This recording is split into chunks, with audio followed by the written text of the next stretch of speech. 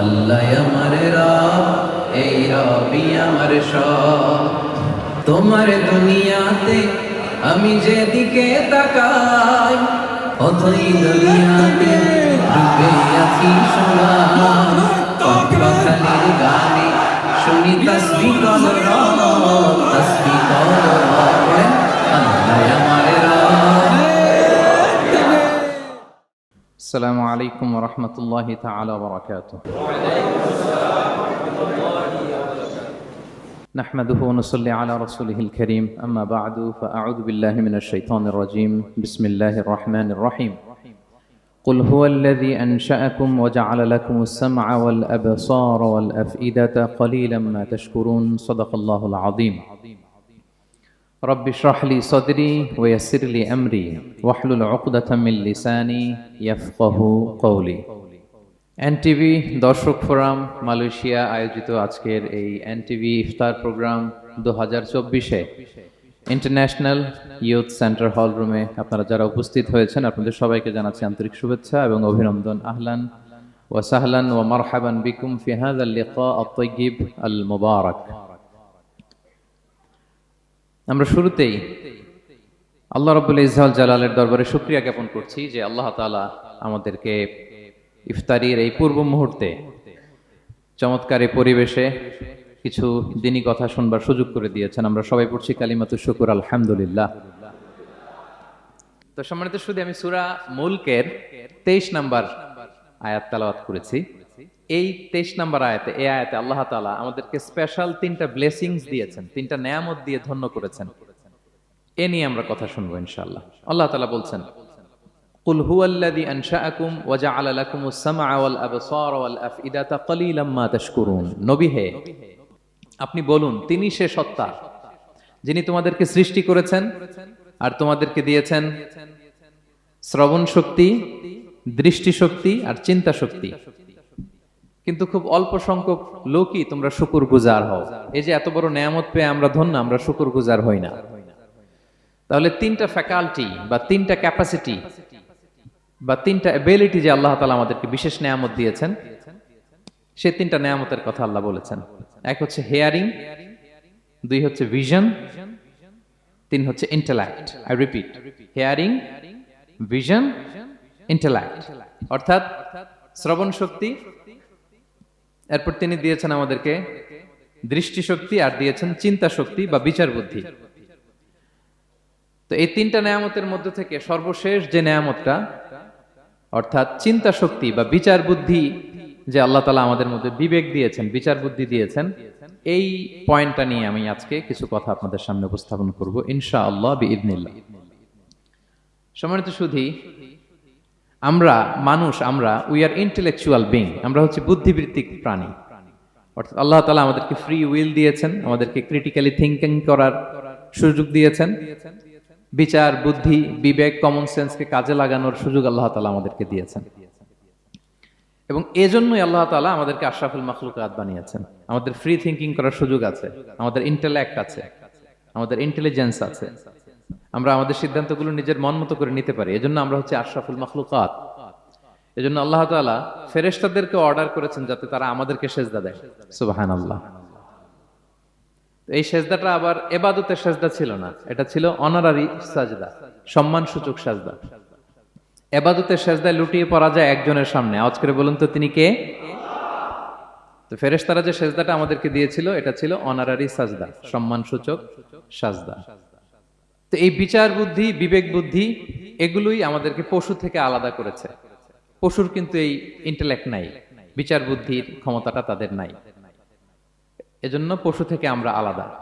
এবং চিন্তা আর বিবেককে খাটানোর জন্য আল্লাহ তাআলা মহামূল্যবান একটা অঙ্গ আল্লাহ তাআলা আমাদেরকে দিয়েছেন, সেটা হচ্ছে ব্রেইন, আমাদের মস্তিষ্ক। এটাকে কাজে লাগিয়ে, কমন সেন্স কাজে লাগিয়ে আমরা পৃথিবীতে সভ্যতার পর সভ্যতা নির্মাণ করেছি। পৃথিবীতে মানুষ ছাড়া অন্য কোনো প্রাণী কি এটা করতে পেরেছে? এটা মানুষ করেছে, কারণ আল্লাহ তাআলা মানুষকে এই চিন্তা শক্তি দিয়েছেন, বিচার বুদ্ধি দিয়েছেন এবং সফিস্টিকেটেড একটা ব্রেন দিয়েছেন। এটা কাজে লাগিয়ে আমরা অনেক বড় কাজ করে ফেলতে পারি। এবং আপনি শুনলে অবাক হবেন, আমাদের এই যে ছোট্ট ব্রেনটা, খুব বেশি না কিন্তু ওজন, একটা প্রাপ্তবয়স্ক মানুষের হিউম্যান ব্রেইনের ওজন কত ধারণা আছে কারো? হ্যাঁ, কত? 3 pound, on an average 3 pound, মানে 1.5 কেজি। এই 1.5 কেজি ওজনের ব্রেন দিয়ে আমরা পৃথিবীতে এই সভ্যতাগুলো বিনির্মাণ করেছি। এবং আপনি শুনলে অবাক হবেন, আমাদের এই ব্রেইনের মেমোরি ক্যাপাসিটি, মেমোরি স্টোরেজ অনেক বেশি। বিজ্ঞানীরা গবেষণা করে ওনারা জানিয়েছেন যে আমাদের হিউম্যান ব্রেইনের মেমোরি হচ্ছে 2.5 পেটাবাইটস। আপনারা মেগাবাইটের নাম শুনেছেন, গিগাবাইটের নাম শুনেছেন, পেটাবাইট হয়তো অনেকে শুনেন না। পেটাবাইট আরো অনেক বেশি, অনেক বড়। তো 1 পেটাবাইটে হয় 1 মিলিয়ন গিগাবাইট। আই রিপিট, 1 পেটাবাইটে হয় 10 লক্ষ গিগাবাইট। তার মানে আমার আর আপনার যে হিউম্যান ব্রেইন, এই ব্রেইনের ক্যাপাসিটি হচ্ছে 25 লক্ষ গিগাবাইট। সুবহানাল্লাহ, এত আসতে 25 লাখ গিগাবাইট আমাদের ব্রেইনের মেমোরি বা স্টোরেজ। আচ্ছা বলেন, আপনাদের এই যে আইফোন মোবাইল, এটাতে মেমোরি কত? 256 জিবি ম্যাক্সিমাম, ম্যাক্স 256 জিবি। আচ্ছা গেল। এরপর আমাদের ল্যাপটপ গুলোতে মেমোরি স্টোরেজ কত ম্যাক্সিমাম? সাধারণত 500 জিবি, যারা খুব বেশি নেয় হয়তো 1000 জিবি, 1 টেরাবাইট, তাই না? এই তো। তাহলে আমাদের ল্যাপটপ গুলোর মেমোরি স্টোরেজ হচ্ছে 1000 গিগাবাইট। তাতে সারা দুনিয়াটাই যেন এটার ভিতরে ঢুকিয়ে রাখা যায়, ঠিক কিনা? কিন্তু আল্লাহ তাআলা আমাদের কিছু দয়া করে ব্রেন দিয়েছেন, এটার মেমোরি ক্যাপাসিটি হচ্ছে 25 লক্ষ গিগাবাইট। আল্লাহু আকবার। এবং আপনি শুনলে অবাক হবেন, এই ব্রেনের ভিতরে আল্লাহ তাআলা অনেক নিউরন দিয়েছেন, মানে স্নায়ু কোষ, যে নিউরন গুলো ব্রেনের মেসেজ গুলো, ইনফরমেশন গুলোকে ট্রান্সমিট করে। আমাদের ব্রেইনে এই স্নায়ু কোষের সংখ্যা বা নিউরনের সংখ্যা মোর দেন 100 বিলিয়নস, মানে 10,000 কোটিরও বেশি। তো আমরা যত বেশি চিন্তা করি, যত বেশি ব্রেইন খাটাই, আমাদের এই স্নায়ু কোষগুলোর মধ্যে সংযোগায়ন বাড়ে, মানে নিউরন কানেক্টিভিটি বাড়ে। এই ব্যাপারে পৃথিবীতে সবচেয়ে বড় স্পেশালিস্ট হচ্ছে ডক্টর হার্বার্ট বানসন, হার্ভার্ড ইউনিভার্সিটির একজন অ্যাসোসিয়েট প্রফেসর। তো তাকে জিজ্ঞেস করা হয়েছিল মানুষের এই নিউরন কানেক্টিভিটি সর্বোচ্চ কত হতে পারে, একজন মানুষ যত চিন্তা করুক, যত ব্রেন খাটাক, কত হতে পারে। তো সে গবেষণা করে বলেছিল 25-এর ডান দিকে 30টা শূন্য বসালে যত হতে পারে একটা মানুষের মাথার স্নায়ুগুলোর সংযোগায়ন বা নিউরন কানেক্টিভিটি ঠিক তত হতে পারে। 25-এর ডান দিকে কয়টা শূন্য? 30টা। এটা আমি কি দিয়ে বলবো? হ্যাঁ, মিলিয়ন, বিলিয়ন, ট্রিলিয়ন, জিলিয়ন, ফিলিয়ন, অক্ট্রিলিয়ন সব ছাড়িয়ে যাবে। আচ্ছা, সংখ্যাটা কত বড় আমি একটু উদাহরণ দিয়ে বলি। আমরা যে কম্পিউটারের দোকানে গেলে প্রিন্টিং করি না, A4 সাইজের কাগজ আছে না? একটা হিউম্যান ব্রেইনে যত পরিমাণ নিউরন কানেক্টিভিটি হতে পারে, তত পরিমাণ সাদা কাগজ যদি আপনাকে দেয়া হয়, A4 সাইজের সাদা কাগজ দিয়ে যদি বলা হয় যে এটা টেবিলের উপর রাখেন, ইন্টারন্যাশনাল ইয়ুথ সেন্টারের এই টেবিলের উপর এই কাগজগুলো রাখেন, আপনি কাগজগুলো রাখতে শুরু করবেন। কাগজের স্তূপ উঁচু হতে হতে হতে হতে এই টাওয়ার ছাড়িয়ে, আকাশ ছাড়িয়ে, বাতাস ছাড়িয়ে, মহাকাশ স্টেশন ছাড়িয়ে, নাসার বিজ্ঞানীদের নাগালে আসা প্রথম আকাশের যত দূর বিজ্ঞান যেতে পেরেছে, এই যে জেমস ওয়েব টেলিস্কোপ 34 কোটি বছর আগের ছবি, স্থির চিত্র আমাদেরকে পাঠিয়েছে, যত দূর মানুষের নাগালে এসেছে, কাগজের স্তূপ এরকম উঁচু হতেই থাকবে, তারপরেও অনেক কাগজ আপনার হাতে থেকে যাবে। তার মানে কি পরিমাণে নিউরন কানেক্টিভিটি আমাদের ব্রেইনে সম্ভব।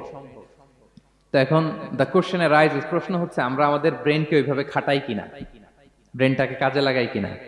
আমাদের যে অভাবনীয় চিন্তা শক্তি, আনলিমিটেড চিন্তা শক্তি দিয়ে যে আল্লাহ তাআলা আমাদেরকে সৃষ্টি করেছেন, এটার কতটুকু আমরা ব্যবহার করি, আমাদের এই সফিস্টিকেটেড যে ব্রেইন আল্লাহ দিয়েছেন, এটা ব্যবহার করি কিনা, দিস ইজ দ্য কোশ্চেন। তো সম্মানিত শুধু আল কোরআন আল কারিমের পরতে পরতে আল্লাহ তাআলা আমাদেরকে মাথা খাটাতে বলেছেন, আমাদের চিন্তার দিগন্তকে প্রসারিত করতে বলেছেন, কিন্তু আমরা মাথা খাটাতে চাই না। আমরা যেন চিন্তাশীল হয়ে উঠি, আমরা যেন ব্রেইন খাটাই। অনেক আয়াত আপনি পাবেন, দুই একটি আয়াত আপনাদের সামনে আমি উপস্থাপন করবে আজকের আলোচনার ইতি টানবো ইনশাআল্লাহ বিইজনিল্লাহ। আমরা যেন মাথা খাটাই, আমরা যেন চিন্তা করি, এটা বোঝাতে যে আল্লাহ তাআলা বেসিক্যালি কোরআনে 4টা শব্দ ব্যবহার করেছেন। 4টা, একটু ক্লাসের মতো মনে করেন, তাহলে মনে থাকবে, কিছু শিখে গেলাম।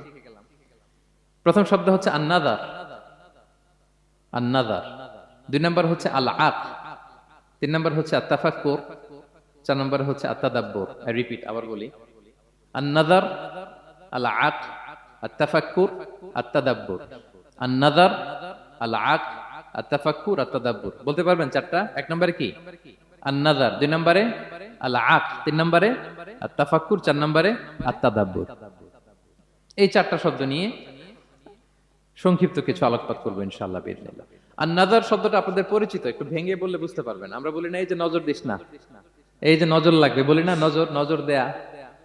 নজর মানে হচ্ছে তাকানো, তবে সাধারণ তাকানো না, careful look, with deep observation and reflection.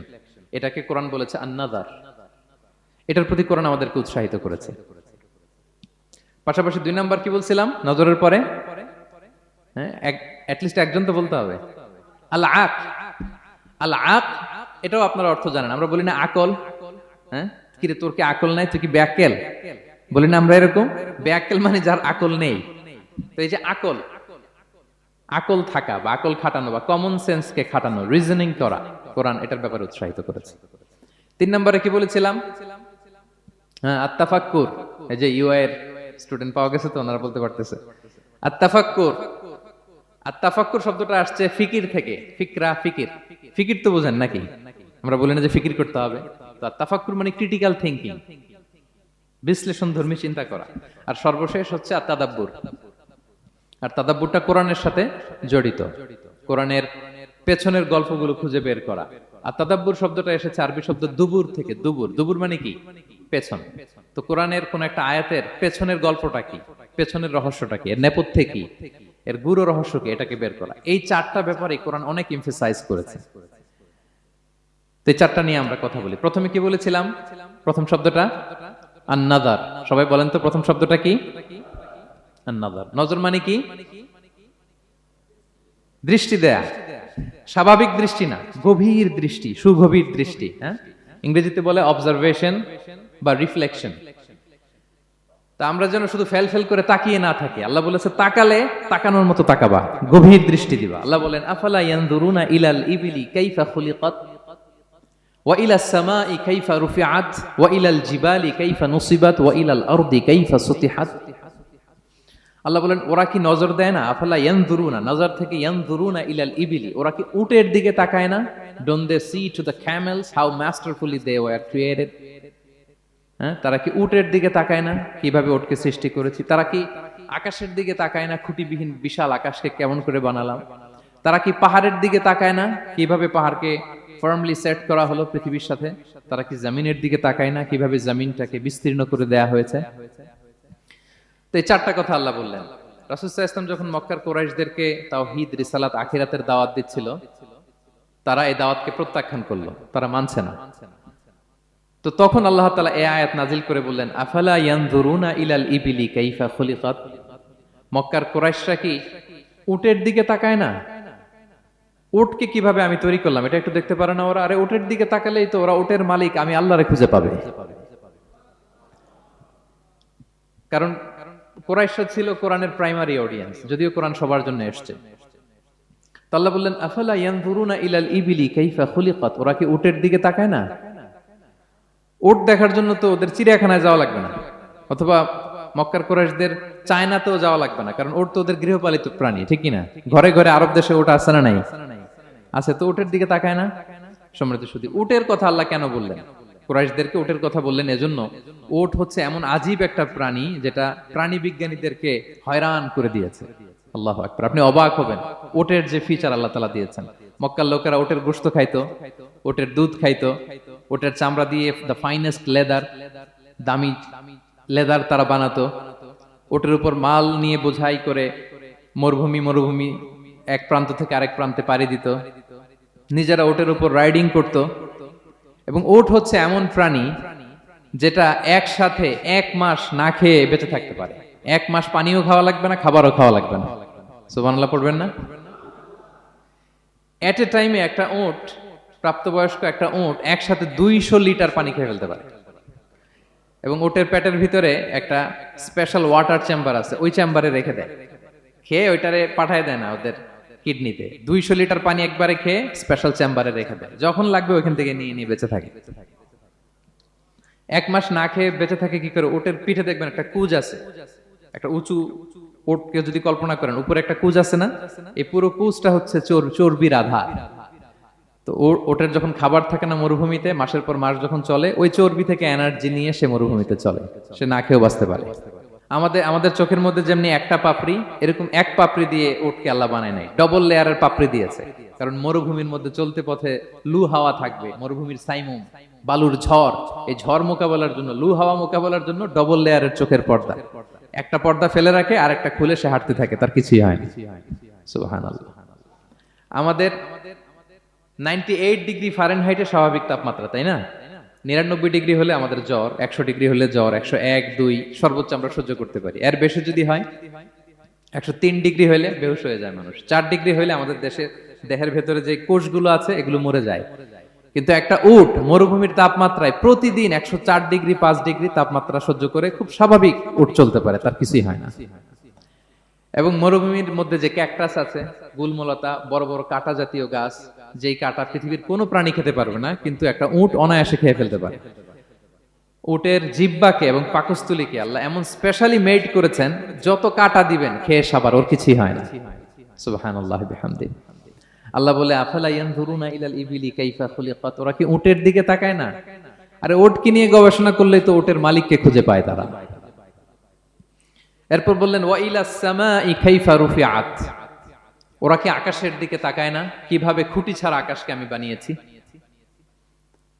আপনারা যখন বিমানে চড়েন তখন কি শুধু ভিডিও করতে থাকেন নাকি? মেঘের ভিডিও, আকাশের ভিডিও, তখন তাকাবেন আকাশের দিকে। সুবহানাল্লাহ, কিভাবে আল্লাহ আকাশকে তৈরি করেছেন। ওয়ালাকাদ যায়্যানা সামা আদ-দুনিয়া বিজিনাতিনিল কাওয়াকিব, আল্লাহ বলেন এই প্রথম আকাশটাকে আমি তারা দিয়ে সুশোভিত করেছি, বিশাল বিশাল তারা। এই যে আমরা সূর্য দেখি, এটা একটা তারা, পৃথিবীর চেয়ে 13 লক্ষ গুণ বড় এই সূর্য। কত গুণ বড় বলে ফেললাম হুট করে মুখ দিয়ে, কিন্তু কল্পনা করতে পারতেছি। তার মানে 13 লক্ষটা পৃথিবী সূর্যের মধ্যে রাখার জায়গা আছে। তাই বলে মনে করেন না যে সূর্য অনেক বড় সাইজের তারা, ন। সূর্য এই মহাশূন্যের খুব ছোট্ট সাইজের একটা তারা। সূর্যের চেয়ে লক্ষ কোটি গুণ তারা আছে। যে সূর্য পৃথিবীর চেয়ে 13 লক্ষ গুণ বড়, ওই সূর্যের চেয়ে কোটি গুণ বড় তারা আছে। এরকম লক্ষ কোটি কোটি তারা নিয়ে আমাদের গ্যালাক্সি মিল্কি ওয়ে, এরকম কোটি কোটি গ্যালাক্সি আছে। সুবহানাল্লাহ, কোটি কোটি গ্যালাক্সি নিয়ে আমাদের এই প্রথম আকাশের মহাশূন্য। তার মানে পুরো প্রথম আকাশটাকে যদি একটা মানচিত্র দেয়া হয়, ওইখানে মাইক্রোস্কোপ দিয়ে পৃথিবীকে খুঁজে পাওয়া যাবে না। আই রিপিট, পুরো প্রথম আকাশটাকে যদি একটা বড় মানচিত্র বানানো হয়, আমরা যে পৃথিবীতে আছি, মাইক্রোস্কোপ দিয়েও এটাকে খুঁজে পাওয়া যাবে না। এই বিশাল প্রথম আকাশের মহাশূন্য যখন শেষ, এরপরে হচ্ছে প্রথম আকাশের লেয়ার, তারপরে হচ্ছে দ্বিতীয় আকাশের মহাশূন্য, তারপরে দ্বিতীয় আকাশের লেয়ার। বিষ্ণু ইসলাম বলেন, দ্বিতীয় আকাশের তুলনায় প্রথম আকাশটা কত ছোট শোনো। সাহারা মরুভূমির মধ্যে যদি তোমার হাতের আংটি ছুঁড়ে ফেলে দাও, পুরো মরুভূমির তুলনায় তোমার হাতের আংটি যত ছোট, আল্লাহর দ্বিতীয় আসমানের তুলনায় প্রথম আসমানটা ঠিক তত ছোট। আবার তৃতীয় আসমানের তুলনায় দ্বিতীয় আসমানটা ঠিক ওই রকম। আবার চতুর্থ আসমানের তুলনায় তৃতীয় আসমানটা ওই রকম। এইভাবে 7 আসমান, এরপরে আল্লাহর কুরসি, মাউদাউল কাদামাইন, যেখানে আল্লাহ তার কুদরতি পা রাখেন। তো 7 আসমানটা যত বড়, পুরো সাহারা মরুভূমির মধ্যে আংটি ফেলে দিলে মরুভূমির তুলনায় আংটি যত ছোট, আল্লাহর কুরসির তুলনায় পুরো 7 আসমানটা ঠিক তত ছোট। কল্পনা করা যায়? এজন্য আল্লাহ বলেছেন, আফালা ইয়ানজুরুনা ইলাল ইবিলি কাইফা খুলিকাত, একটু উট নিয়ে চিন্তা করতে পারো না? আকাশটা নিয়ে একটু ভাবতে পারো না? ওয়া ইলাল জিবালি কাইফা নুসিবাত, একটু পাহাড়ের দিকে তাকিয়ে একটু অবজারভেশন করা যায় না, রিফ্লেকশন। ও মক্কার লোকেরা, পাহাড় দেখার জন্য তো তোমাদের অন্য দেশে যাওয়া লাগবে না, তোমরা তো সারাউন্ডেড বাই মাউন্টেন্স, চারদিকে শুধু পাহাড়, পাহাড় আর পাহাড়। এই পৃথিবীর ভেতরে 7টা টেকটনিক প্লেট আছে। এই 7 tectonic plates creates the mountain range on earth. পৃথিবীর মধ্যে মাউন্টেন এভাবেই হয়েছে। বিগ ব্যাং এর মহাবিস্ফোরণের পরে এই প্লেটগুলো যখন কোলাপস করলো, মাঝখানের জায়গা উঁচু হয়ে গেল, দ্যাট ইজ মাউন্টেন। এটাই মাউন্টেন। আমেরিকার আলাস্কা একটা জায়গা আছে, পৃথিবীর সবচেয়ে বড় মাউন্টেন রেঞ্জ। এটা লম্বায় প্রায় 2000 কিলোমিটার লম্বা একটা পাহাড়। ইউরোপের সবচেয়ে বড় পাহাড় হচ্ছে আল্পস পর্বতমালা, ওটা লম্বায় 1200 কিলোমিটার। কল্পনা করতে পারেন, একটা পাহাড় 1200 কিলোমিটার লম্বা। আর সবচেয়ে উঁচু যে পর্বত শৃঙ্গ মাউন্ট এভারেস্ট 29,035 ফিট। আর মিটার দিয়ে চিন্তা করলে 8,850 মিটার। আল্লাহ এই পাহাড়কে কোরআনে বলেছেন পেরেকের সাথে তুলনা দিয়েছেন। আল্লাহ তাআলা বলেছেন ওয়াজআলনাল জিবালা আওতাদা, আমি এই পাহাড়গুলোকে আলস পর্বতমালা, আলাস্কা পর্বতমালা, মাউন্ট এভারেস্ট এগুলোকে পেরেকের মতো বানিয়েছি। কিসের মতো? আচ্ছা, যদি আমার কথা বুঝে থাকেন তাহলে উত্তর দেন। আমরা পেরেক যখন কাঠের মধ্যে ঠুকি তখন পুরো পেরেকটা কাঠের ভিতরে ঢুকে যায় না? উপরে দেখা যায় কতটুকু? হাতুড়ি দিয়ে একটা পেরেক যখন আমি একটা কাঠের ভিতরে ঢুকাই দিলাম, ঠুকে দিলাম, এরপরে কি পুরা পেরেকটা দেখা যায়? আর কতটুকু দেখা যায়? সামান্য মাথাটা। তো পুরা পেরেক গেল কই? ভিতরে। তা আল্লাহ পাহাড়গুলোকে পেরেকের সাথে তুলনা করেছেন। তার মানে পাহাড় যতটুকু আপনি দেখেন এটা পাহাড়ের মাথা, এর পুরো অংশটা মাটির ভিতরে। 29,035 ফিট মাউন্ট এভারেস্ট যেটা, এটার কমপক্ষে 10 গুণ এটা মাটির ভিতরে আছে। আলাস্কা পর্বতমালা বাইরে যদ্দূর 10 গুণ ভিতরে, আলস পর্বতমালা বাইরে যদ্দূর 10 গুণ ভিতরে, তুর পাহাড় বাইরে যদ্দূর 10 গুণ তার ভিতরে। আল্লাহু আকবার। এজন্য আল্লাহ বলেন ওয়াইলাল জিবালি কাইফা নুসিবাত, ওরা কি পাহাড়ের দিকে তাকায় না কিভাবে এই পাহাড়গুলোকে আমি তৈরি করেছি। আল্লাহ যখন এই পৃথিবী সৃষ্টি করলেন, পৃথিবীর মধ্যে ভাইব্রেশন হচ্ছিল, কাঁপছিল পৃথিবী। আল্লাহ পৃথিবীর কাঁপাকাঁপি বন্ধ করার জন্য এই পেরেকের মতো পাহাড়গুলোকে পৃথিবীতে ঠুকে দিলেন, কাঁপাকাঁপি বন্ধ হয়ে গেল। এই দৃশ্য দেখে ফেরেশতারা বলে ইয়া রাব হাল মিন খালকিকা আশাদ্দু আলাল জিবাল, আল্লাহ পাহাড়ের এত শক্তি, পৃথিবী কাঁপতেছিল, পাহাড় আপনি ঠুকে দিলেন, পৃথিবীর কাঁপাকাঁপি বন্ধ হয়ে গেল। আপনার সৃষ্টির মধ্যে পাহাড়ের চেয়ে শক্তিশালী কিছু আছে? আল্লাহ বললেন আছে। সেটা কি? আল হাদিদ। আল্লাহ বললেন সেটা লোহা, কারণ লোহা দিয়ে পাহাড় কাটা যায়, ঠিক কিনা? লোহার কথা শুনে ফেরেশতারা অবাক, লোহা পাহাড়ের চেয়ে শক্তিশালী? ফেরেশতারা প্রশ্ন করলো ইয়া রাব্বি হাল মিন খালকিকা আশাদ্দু মিনাল হাদিদ, তাহলে আপনার সৃষ্টির মধ্যে লোহার চেয়ে শক্তিশালী কিছু আছে? আল্লাহ বললেন আছে। কি সেটা? আন্নার, আগুন। কারণ আগুন লোহাকে কি করে? গলিয়ে ফেলে। ফেরেশতারা শুধু অবাকই হচ্ছে। ফেরেশতারা বলে আগুনের চেয়ে শক্তিশালী কিছু আছে? আল্লাহ বলে আছে আল মা, পানি। কারণ আগুনে দাউ দাউ করে জ্বলে ওঠা আগুনের মধ্যে পানি দিলে আগুন অস্তিত্ব হারায়। ফেরেশতারা শুধু অবাকই হচ্ছে। তারা বলে তাহলে পানির চেয়ে শক্তিশালী কিছু আছে? আল্লাহ বলেন আছে। আর রিহ, বাতাস। কারণ বাতাস পানিকে একদিক থেকে আরেক দিকে নিয়ে যায়। জলের মধ্যে বায়ুর উচ্ছ্বাস লাগলে জলোচ্ছ্বাস তৈরি হয়, ঠিক কিনা? ফেরেশতারা আবার অবাক হয়ে বলে তাহলে বাতাসের চেয়ে শক্তিশালী কিছু আছে? আল্লাহ বললেন আছে। সেটা কি? বলতেছে বনি আদম। ওই মানুষ শক্তিশালী যে গোপনে দান করে, এত গোপনে যে ডান হাত কি দান করলো, বাঁ হাত সেটা টের পায় না। পড়েন সুবহানাল্লাহ। এই লম্বা হাদিস বলার বা বুঝানোর মূল উদ্দেশ্য হচ্ছে আল্লাহ পাহাড়কে সৃষ্টি করেছেন ওয়া ইলাল জিবালি কাইফা নুসিবাত, পাহাড়কে আল্লাহ তাআলা জমিনের মধ্যে এভাবে সেট করেছেন। আল্লাহ বলে ওরা কি একটু পাহাড়ের দিকে তাকায় না, আকাশের দিকে তাকায় না? ওরা কি একটা উটের দিকে তাকায় না? ওয়া ইলাল আরদি কাইফা সুতিহাত, ওরা কি জমিনের দিকে তাকায় না, জমিনকে কিভাবে আমি বিস্তৃত করেছি। আমরা তো কত চমৎকার মাটি দেখি, তাই না? বীজ রোপণ করে দিলে কি উর্বর জমি, হ্যাঁ, ঘাস লতাপাতা ফলমূল হয়। আসলে পুরো পৃথিবীটাই কি এরকম নরম? না, অনেক স্তর আছে। এই ভূপৃষ্ঠের নিচে আপনি পাবেন পাললিক শিলার স্তর, রূপান্তরিত শিলার স্তর, আগ্নেয়গিরির শিলার স্তর। তার মানে পৃথিবীর ভেতরে দাউ দাউ করে আগুন জ্বলছে, এবং আগ্নেয়গিরির জ্বালামুখ ভেঙে যখন এই অগ্নুৎপাতের লাভা বের হয় তখন বোঝা যায় পৃথিবীর ভেতরে কেমন আগুন পাওয়া যায়, ঠিক কিনা? তাহলে প্রথম শব্দটা আমি কি বলেছিলাম? আন-নাযার।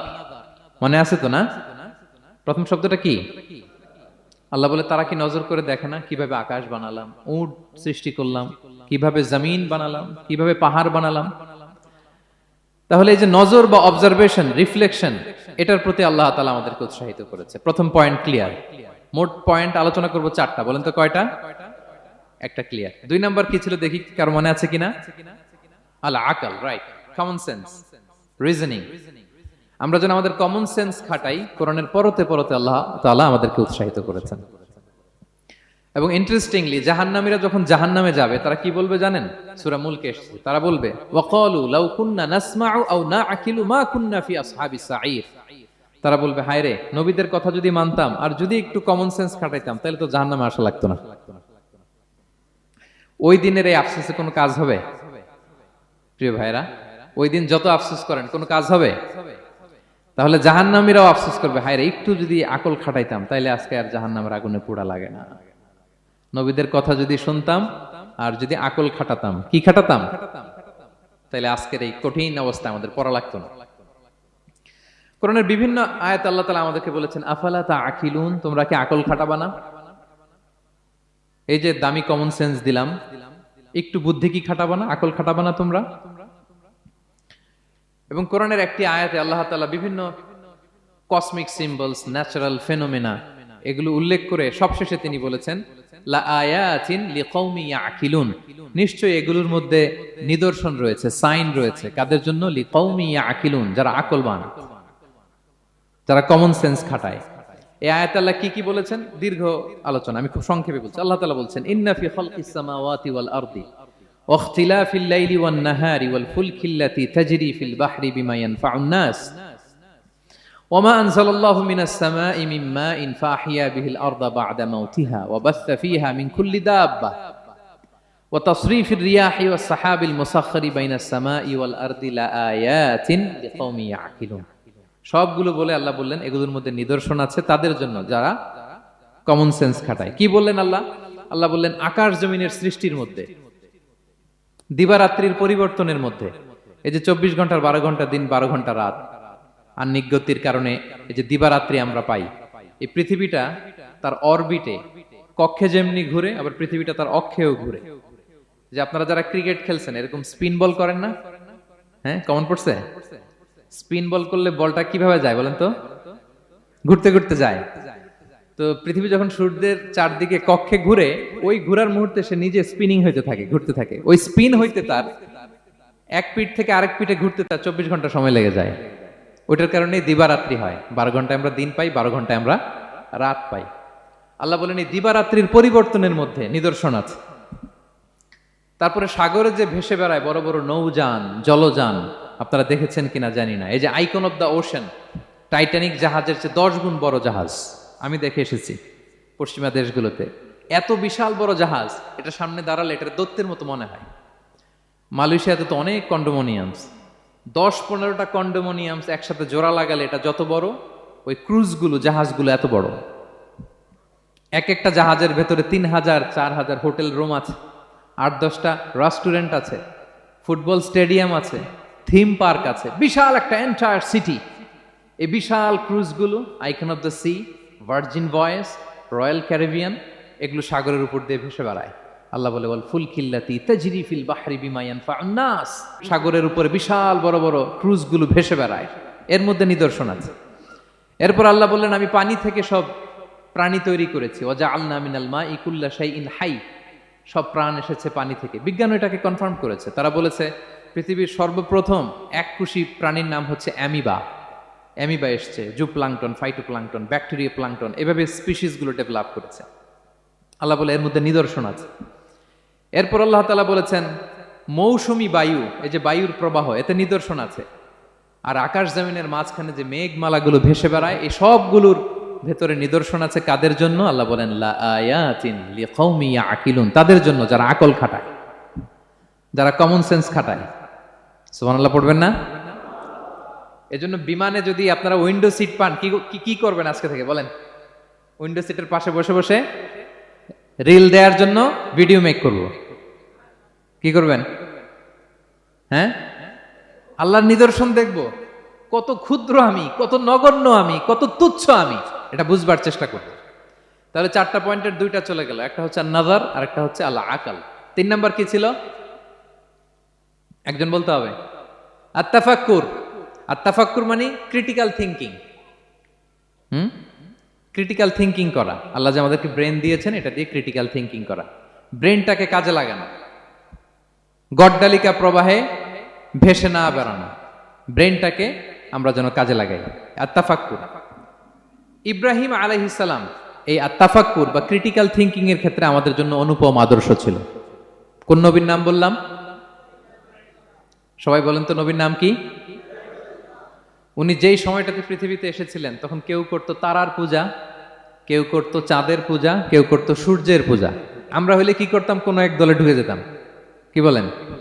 এক দল করে তারার পূজা, আরেক দল সূর্যের, আরেক দল চাঁদের। আমরা হইলে কি করতাম? এক দলে ঢুকে যেতাম। উনি ঢুকেন নাই। উনি এই তারকা পূজারী, সূর্য পূজারীদের চিন্তার দেয়ালে আঘাত করেছেন। সুবহানাল্লাহ। ফালাম্মা জান্না আলাইহিল লাইলু রাআ কাওকাবা, উনি কিভাবে সত্যের সন্ধান পেলেন দেখেন। উনি রাত্রিবেলা যখন দেখেন যে লোকজন তারার পূজা করে, উনি ভাবলেন হাযা রব্বি, তারাই কি আমার রব? পরে দেখে না, দিনের বেলায় তারারে আর খুঁজে পাওয়া যায় না। এখন মনে মনে ভাবে হায় রে, আমার রব যদি আবার মাঝে মধ্যে না থাকে তো আমি যাব কই? এক সময় উনি আসে, আরেক সময় নাই। এরকম খোদা দিয়ে আমাদের কোনো লাভ আছে? যিনি সবসময় আমার টেক কেয়ার করবে, আমরা তো ওই খোদার ইবাদত করি, ঠিক কিনা? উনি বললেন না না, এই তারা আমার রব হতে পারে না। এরপর দেখা যায় আরেকদিন রাত্রিবেলা সবাই চাঁদের পূজা করে, কি দ্যুতিময় চাঁদ, জ্যোৎস্না ছড়ায়। তো উনি ভাবলেন আহাদা রাব্বি, এটাই কি আমার রব? পরে দিনের বেলা যখন দেখে না, চাঁদ তো আর দেখা যায় না, চাঁদ তো আর নাই, ভ্যানিশ, ডিসঅ্যাপিয়ার। পরে বলে না, চাঁদ আমার রব হতে পারে না। এবার দিনের বেলা দেখলেন দ্বিপ্রহরের জল জলে সূর্য খা খা রোদ বিলাচ্ছে গোটা বিশ্বে। দেখে যে সবাই এটার ফলোয়ার বেশি, সবাই সূর্যের পূজা করে।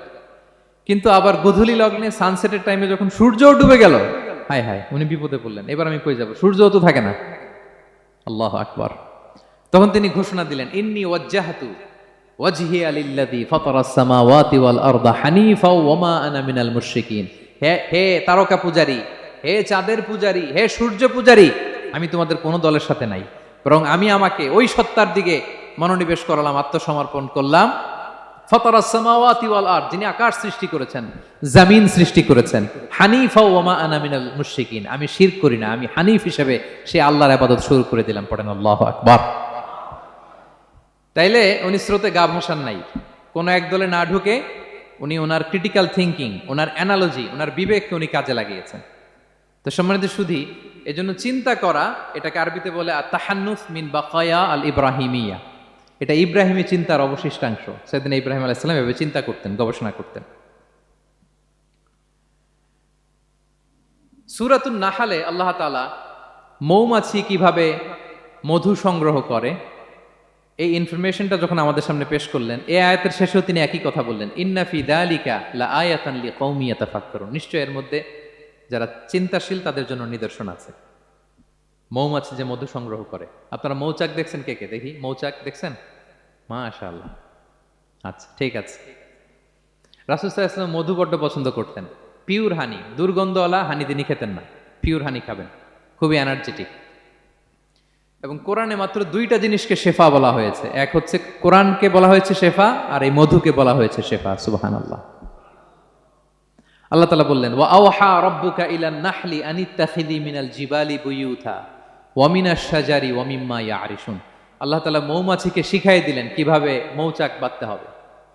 এবং আল্লাহ বললেন, ইত্তাখিযি মিনাল জিবালি বুয়ুতা, তোমরা পাহাড়ে মৌচাক বাঁধো, ওয়া মিনাশ শাজার, গাছের মগ ডালে বাঁধো, অথবা উঁচু মাচার উপরে বাঁধো, যাতে গ্রামের ছোট্ট ছেলেরা ঢিল মারতে না পারে। মৌচাক যারা দেখছেন, এটা কি নিচু নিচু জায়গায় মৌমাছির মৌচাক হয় না, উঁচু একেবারে মগ ডালে। এটা মৌমাছিরা শিখাই দিছে কে? হ্যাঁ, কে শিখিয়েছে? আল্লাহ সুবহানাহু ওয়া তাআলা মৌমাছিকে শিখিয়ে দিয়েছে। যারা আরবি বোঝেন তারা বুঝতে পারবেন, ইত্তাখিদি এটা ফেমিনিন জেন্ডার। তার মানে আল্লাহ যা অর্ডার করেছেন এটা পুরুষ মৌমাছিকে অর্ডার করেন নাই, নারী মৌমাছিকে। তো গবেষণায় দেখা গিয়েছে পুরো মৌচাকের বাসাটাকে এখানে যে লিডারশিপ বহন করে এটা কোনো পুরুষ মৌমাছি না, এটা নারী মৌমাছি। সুবহানাল্লাহ। এবং 3 ধরনের মৌমাছি থাকে, একটা হচ্ছে কুইন বি, রানী মৌমাছি, আরেকটা হচ্ছে মেল বি, এরা বংশ বিস্তার করে, আরেকটা হচ্ছে ওয়ার্কার বি, এরা এই মধু আনা নেওয়া করে। তা আল্লাহ এদেরকে বললেন, কুলি মিন কুল্লি সামারাত, এই মৌমাছি তোমরা আশেপাশের সব সুন্দর সুন্দর ফুল থেকে, ফল থেকে, ফ্লাওয়ার নেকটারস, পুষ্প রস সংগ্রহ করে নিয়ে আসো। মধু এত স্বাস্থ্যকর, হেলদি ডায়েট কেন? কারণ আশেপাশের গাছের মধ্যে এখানে আপনার ভেষজ গাছ আছে, ঔষধি গাছ আছে, বনাজি গাছ আছে, ঠিক কিনা? তো মৌমাছিগুলো সেখান থেকে ফ্লাওয়ার নেকটারস, পুষ্প রস সংগ্রহ করে আবার চলে আসে। এবং আল্লাহ বললেন, ফাসলুকি সুবুলা রব্বিকি যুলুলা, পথ ভুলে যাও না, যেই পথে গেছো ওই পথে ফিরে আসো। একটা মৌমাছি মৌচাক থেকে প্রায় 10 কিলোমিটার দূরেও অনেক সময় চলে যায়, আবার 10 কিলোমিটার পথ চিনে আবার মৌচাকে এটার ফিরায় আনে কে? এই পুরো মেকানিজমটা নিয়ে গবেষণা করে অস্ট্রিয়ান একজন সায়েন্টিস্ট, তার নাম হচ্ছে কার্ল ব্রনফেশ, সে একটা বই লিখেছে, দ্য ডান্সিং বিজ, এবং এই বই লিখে সে নোবেল লরেট হয়েছে, নোবেল প্রাইজ পেয়েছে। আমরা তো মধু পাইয়া হাতের তালুর মধ্যে নিয়ে জিহ্বা দিয়ে চাটি, আমাদের তো আর ব্রেন খাটানোর ওই সময় নাই। ওই কার্ল ভন ফ্রেশ, সে এই মৌমাছি নিয়ে গবেষণা করে নোবেল প্রাইজ পেয়েছে। আর আমরা মাথা খাটাইতে পারলাম না। তো সে গবেষণা করে পেয়েছে, মানে কোরআনের আয়াত যা যা বলেছে সে তাই পেয়েছে। মৌমাছি ওখান থেকে ফুলের পুষ্পরস, ফ্লাওয়ার নেকটার্স এনেই কিন্তু মৌচাকে রাখে না, ওইটারে সে খেয়ে ফেলে। এবং সে গবেষণা করে পেয়েছে এক একটা মৌমাছির দুইটা স্টোমাক, দুইটা পাকস্থলী। একটা পাকস্থলীতে সে নিজের খাবার দাবার খায়, আর একটা পাকস্থলীতে এই পুষ্পরস, ফ্লাওয়ার নেকটার্স গুলা সে রাখে। সেখানে আল্লাহ তাআলা একটা স্পেশাল এনজাইম দিয়ে ওইটাকে প্রিজার্ভ করে, প্রত্যেকটা মৌমাছির নিচে একটা টিউব আছে, সে ওই টিউব দিয়ে নল দিয়ে মৌচাকে যে ওই মধুগুলো রেখে আসে। পড়েন সুবহানাল্লাহ। এবং এই মধুর ভেতরে আল্লাহ তাআলা ন্যাচারাল অ্যান্টিসেপটিক রেখেছেন, এটার নাম প্রপোলিস। দ্বিতীয় বিশ্বযুদ্ধে রাশিয়ান সোলজাররা তারা আহত হলে তারা অ্যান্টিসেপটিক কিনে লাগাতো না, তারা মধু লাগায় দিত, আর আহত সোলজার তারা মুহূর্তে সুস্থ হয়ে যেত। যাদের বাতের ব্যথা আছে, বাতের ব্যথা আছে না অনেক মুরব্বীদের, ওই বাতের ব্যথার মধ্যে যদি মৌমাছির হুল ফুটাই দিতে পারেন, একদিনের মধ্যে বাতের ব্যথা ভালো হয়ে যাবে। সাময়িক হয়তো ব্যথা পাবে, মৌমাছি যখন কামড় দেয় ব্যথা লাগে না, নাকি আরাম লাগে? কামড় খাইছেন মৌমাছির কখনো? হ্যাঁ। তো বাতের ব্যথার মধ্যে আপনি মৌমাছির হুল ফুটাই দিলে আর ব্যথা নাই। সুবহানাল্লাহি বিহামদি। মুখতালিফুন আলওয়ানু, বিভিন্ন ধরনের ক্রিম হানি, হোয়াইট হানি, ইয়েলো হানি, ব্ল্যাক হানি, নানা ধরনের হানি আল্লাহ তাআলা এইভাবে প্রিজার্ভ করেছেন মৌমাছির মধ্য দিয়ে। আল্লাহ বলেন এই যে এতগুলো মৌমাছি পুষ্প রস এনে মৌচাকের মধ্যে রসগুলো রাখে, মধু তৈরি হয়। আল্লাহ বলেন ইন্না ফি যালিকা লাআয়াতান লিকওমি ইয়াতাফাক্কারুন, নিশ্চয় এর মধ্যে আল্লাহ তাআলা চিন্তাশীলদের জন্য নিদর্শন রেখেছেন। যারা চিন্তা করে, তারা হাতের তালুতে শুধু জিহ্বা দিয়ে চেটে চেটে খায় না, তারা ভাবে কোত্থেকে আসলো এই মধু, কিভাবে মৌমাছিগুলো যায়, কিভাবে ফিরে আসে। তাহলে বলেন তো আমাদের চিন্তাশীলতার দরকার আছে না নাই? সূরা আলে ইমরানের 190 নম্বর আয়াতে আল্লাহ তাআলা বলেছেন, যারা আকাশ বাতাস পৃথিবী সৃষ্টি নিয়ে চিন্তা করে এবং সর্ব অবস্থায় আল্লাহ তাআলার জিকির করে, ওয়া ইয়াতাফাক্কারুনা ফি খালকিস সামাওয়াতি ওয়াল আরদ, এবং তারা তাফাক্কুর করে, ক্রিটিক্যাল থিংকিং করে, এবং তারা বলে মা খালাকতা হাযা বাতিলা, হে আল্লাহ তুমি অনর্থক কিছু সৃষ্টি করো নাই। মনে রাখবেন এই পৃথিবীতে আল্লাহ তাআলা অনর্থক কোনো কিছু সৃষ্টি করে নাই, করেছে? যেটাই সৃষ্টি করেছে এটা এর মধ্যে মানব কল্যাণ আছে না নাই? আল্লাহ তাআলা আমাদের জন্য কল্যাণ রেখেছেন। এবং এই আয়াত যখন নাজিল হল, বিষ্ণু ঈসা ইসলাম বললেন ওয়াইলুন লিমান কারাআহা ওয়া লাম ইয়াতাফাক্কার ফিহা, ধ্বংস তাদের জন্য যারা এই আয়াত তেলাওয়াত করে কিন্তু এই আয়াত নিয়ে চিন্তা করে না, গবেষণা করে না। এবং কোরআনের বিভিন্ন আয়াতে আল্লাহ তাআলা বিষ্ণুনবীকে বলেছেন, নবী হে আপনি আপনার উম্মতদেরকে নবীদের ঘটনা শোনান। কোরআনের 3 ভাগের 1 ভাগ হচ্ছে ঘটনা। পুরো কোরআনের 3 ভাগের 1 ভাগ কি? ঘটনা, স্টোরি টেলিং। কারণ গল্প মানুষের মনে দাগ কাটে। আল্লাহ তাআলা বলেছেন ফাকুসুসিল কসাসা লাআল্লাহুম ইয়াতাফাক্কারুন, নবী হে আপনি তাদেরকে কিচ্ছা শোনান, ঘটনা শোনান, নবীদের কাহিনী শোনান, লাআল্লাহুম ইয়াতাফাক্কারুন, যাতে করে তারা ক্রিটিক্যাল থিংকিং করে। তারা লূত আলাইহিস সালামের কওমের ঘটনা যখন শুনে যে আল্লাহ তাআলা আপসাইড ডাউন করে দিয়েছিলেন, তারা যখন কওমে আদের ঘটনা শুনে, কওমে সামুদের ঘটনা শুনে, তারা যেন চিন্তাশীল হয়। এবং বিশ্বনবীর সাহাবী আবু দারদা রাদিয়াল্লাহু তাআলা আনহু উনি বলতেন তাফাক্কুরু সাআতিন খায়রুন মিন কিয়ামি লাইলা, 1 ঘন্টা কেউ যদি আল্লাহর সৃষ্টি নিয়ে চিন্তা করে সেটা সারা রাত তাহাজ্জুদের সালাত অফার করার চেয়ে উত্তম। আমরা অনেকে মনে করি শুধু তাসবিহ পড়াই ইবাদত, জিকির করাই ইবাদত, শুধু কোরআন তেলাওয়াতই মনে হয় ইবাদত, শুধু কিয়ামুল লাইল করা ইবাদত। কিন্তু বিশ্বনবীর সাহাবী যিনি ইসলাম আমাদের চেয়ে ঢের বেশি বুঝেছেন, তিনি বলেন আল্লাহর এই সৃষ্টি শৈলী, এই সৃষ্টি নৈপুণ্য নিয়ে 1 ঘন্টা চিন্তা করা, ক্রিটিক্যাল থিংকিং করা, সারা রাত নফল তাহাজ্জুদের চেয়েও সেরা। এবার বলেন আমাদের চিন্তা করার দরকার আছে না নাই? ব্রেনটা খাটাবেন তো? এই যে যারা কনভার্টেড মুসলিম হয় এরা কিন্তু অনেক চিন্তা ফিকির করে, নিজের সাথে নিজে বোঝাপড়া করে, ক্রিটিক্যাল থিংকিং করে, তাদের অ্যানালজি কাজে লাগিয়ে, আল্লাহর দেয়া ব্রেনকে কাজে লাগিয়ে এরপরে শাহাদা পাঠ করে, এমনি এমনি না। এই যে কিছুদিন আগে আমেরিকান এক পপ স্টার কালেমা পড়ছে না? আপনি জানেন একটা ধর্ম চেঞ্জ করা, একটা ফেইথ চেঞ্জ করা, এটা কত বড় সিদ্ধান্ত? হ্যাঁ, বাপদাদার ধর্ম বয়স 30-40, এতদিন যে ধর্ম মানলাম এটাকে চেঞ্জ করে নতুন ধর্মে কনভার্ট হয়, এটা কত বড় সিদ্ধান্ত? Could you imagine that? It's not a joke. নিজের সাথে নিজের অনেক বোঝাপড়া করতে হয়, তারাই ক্রিটিক্যাল থিঙ্কিং করে। এবং বিষ্ণু ঈসা ইসলাম উনি নবী হওয়ার আগেও এই চিন্তার আবাদত করতেন।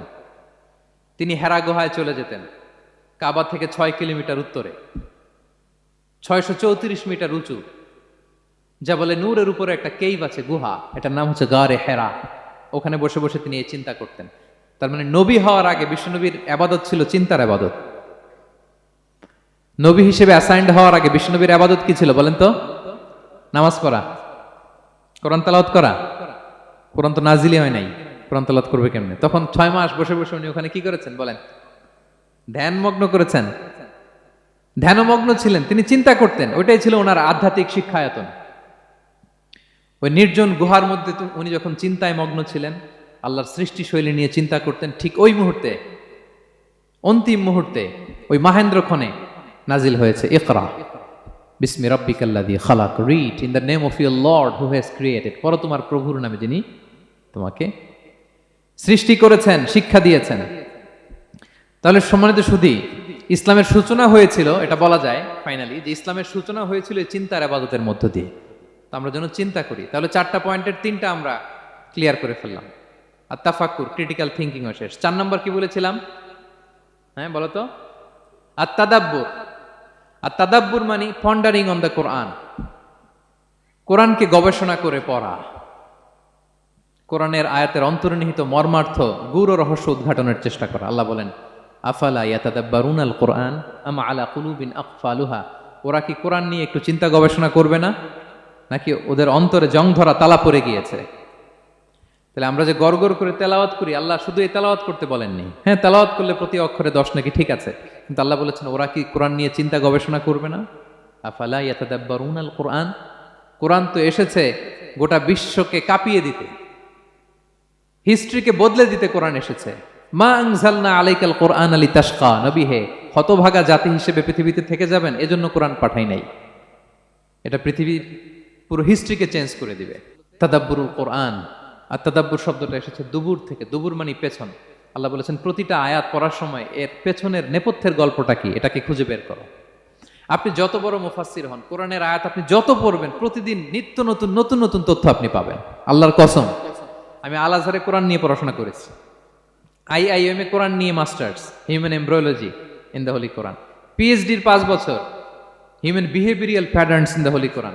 এখনো তো তাফসির করে যাই, প্রতিদিন কোরআন স্টাডি করি। একটা আয়াত যত পড়ি, প্রত্যেক স্টাডিতে নতুন নতুন ইনফরমেশন আমার মাথায় চলে আসে। শুধু আমার মাথা না, পৃথিবীর যত বড় মুফাসসির হোক তিনি, যত পড়বে কোরআন, যত রিভাইজ করবে, যত রিসার্চ করবে, প্রত্যেক রিভিশনে সে নতুন নতুন তথ্য পাবে। এজন্য আল্লাহ বলেন আফালা ইয়াতাদাব্বারুনাল কোরআন, ওরা কি কোরআন নিয়ে একটু চিন্তা গবেষণা করবে না, নাকি ওদের অন্তরে তালা, জং ধরা তালা লেগেছে? তো সম্মানিত সুধী, আসুন এই কোরআন নাজিলের মাসে আমাদের জং ধরা তালাটাকে আনলক করার জন্য আমরা কোরআনকে with vast concentration, with deep analysis and critical thinking নিয়ে যেন পড়ি। প্রতিটা আয়াত পড়ার সময় এর পেছনের গল্পটা কি, কোন প্রেক্ষাপটে নাজিল হলো, বর্তমান সময়ের সাথে কিভাবে এটাকে অ্যাটাচ করা যায়, এটার অন্তর্নিহিত গূঢ় রহস্যটা কি, এই গূঢ় রহস্য উদ্ঘাটনের কথা, কোরআন নিয়ে গবেষণার কথা এবং চিন্তার কথা বারবার কোরআন আমাদেরকে বলেছে। আমাদের এই চিন্তাকে জাগানোর জন্য এই কোরআন বারবার আমাদের কাছে আহ্বান করেছে। এখন আমাদের কি একটু সময় হবে না কোরআনকে চিন্তার সাথে গবেষণার সাথে পড়ার? হ্যাঁ, চিন্তাশীলতার সাথে গবেষণা করে কোরআন স্টাডি করার দরকার আছে না নাই? বলেন বলেন। হ্যাঁ, পড়বেন তো আপনারা।